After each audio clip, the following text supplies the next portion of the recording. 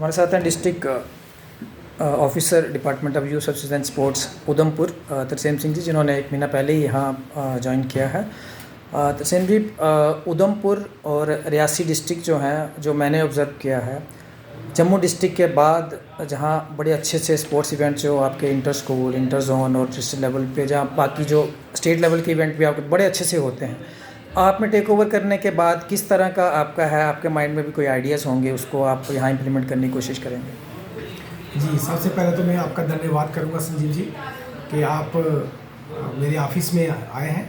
तो यहाँ तक department of youth services sports की बात कहूँ तो पहले क्या होता था, हमारा एक सिंपल कैलेंडर ऑफ एक्टिविटीज़ होता था जिसको हम फॉलो करते थे और पूरे साल वो एक्टिविटीज़ लिमिटेड एक्टिविटीज़ होती थी। लेकिन आज अगर आप देखें, जब से हमारे डायरेक्टर जनरल मैडम ने ज्वाइन किया है, राधा गुप्ता जी ने, तो पूरा सिनेरियो जो है डिपार्टमेंट का चेंज हुआ है।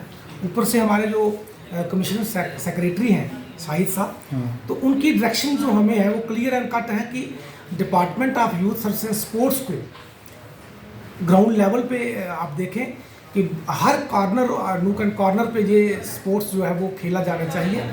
और स्पोर्ट्स के अलावा जो स्टूडेंट्स के अलावा जो नॉन स्टूडेंट्स हैं उनको भी इन्वॉल्व करने की कोशिश की जा रही है।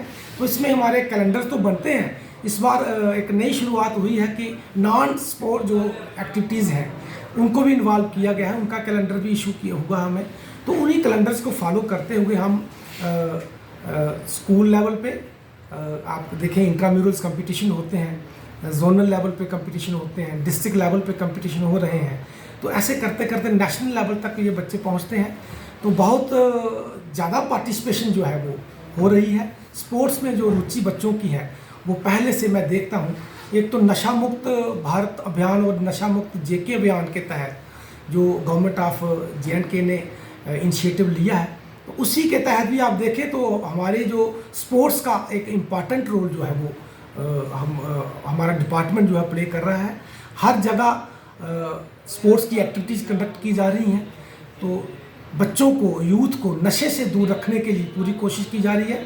तो मैं डिपार्टमेंट की तरफ से आपको अश्योर करता हूँ कि ये जो कृति है नशे की, इसमें हम काफ़ी हद तक कामयाबी हुए हैं बच्चों को दूर रखने में।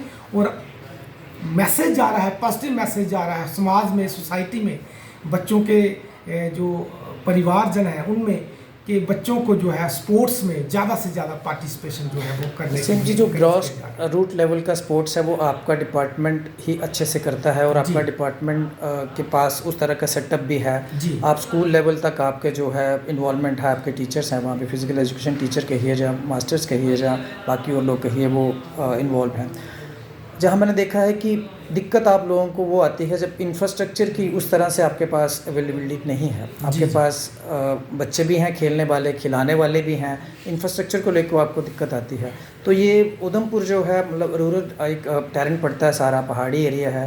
तो आपको भी इस दिक्कत से आपको लगता है कि वो एक दिक्कत है आपके लिए, इंफ्रास्ट्रक्चर जो है?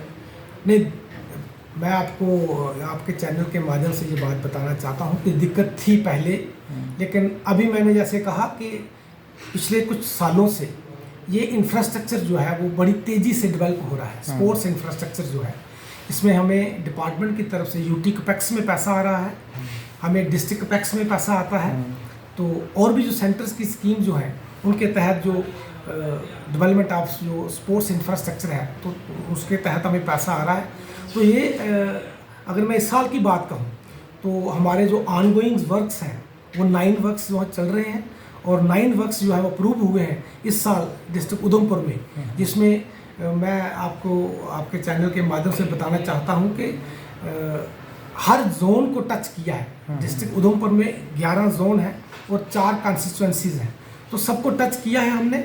और आप देखें कि जो 200 क्या बोलते हैं उसको, 2 करोड़ के प्रोजेक्ट्स जो हैं, सिंगल प्रोजेक्ट 2 करोड़, 1 करोड़ के प्रोजेक्ट जो है वो, उसमें स्टेडियम्स हैं, उसमें डेवलपमेंट ऑफ प्ले फील्ड्स हैं, हमारे ZPO ऑफिस हैं जो पहले रेंट पे चलते थे, तो उनकी डेवलपमेंट हो रही है। तो मुझे लगता है कि एक दिन आएगा कि डिस्ट्रिक्ट उधमपुर में ये स्पोर्ट्स इंफ्रास्ट्रक्चर जो है वो अच्छे से डेवलप होगा और इसका जो बच्चे जो है वो बहुत अच्छे से फ़ायदा ले पाएंगे। देखा ये गया है कि जैसे जम्मू एंड कश्मीर में जो सेटअप है स्पोर्ट्स का, JNK स्पोर्ट्स काउंसिल है, वो जो मैक्सिमम इंफ्रास्ट्रक्चर उनके पास है। जी जी आपका जो रहता है कि स्कूल के अंदर ही बच्चे खेलते हैं और स्कूल के अंदर ही आपकी कोशिश होती है कि डेवलप हो जाए इंफ्रास्ट्रक्चर। जी। जो आप कह रहे हैं इंफ्रास्ट्रक्चर जो डेवलप हो रहा है, जी। ये विद इन स्कूल हो रहा है या स्कूल के बाहर भी निकल के आप इंडिपेंडेंट सेटअप भी तैयार कर रहे हैं स्पोर्ट्स? नहीं, स्कूलों के साथ साथ मैं बाहर की बात भी करूँगा। पहले ये आप बात सही कह रहे हैं कि पहले ये इंफ्रास्ट्रक्चर जो है, जैसे स्टेडियम जो है वो काउंसिल के अंडर आते थे, आज भी उन्हीं के अंडर है,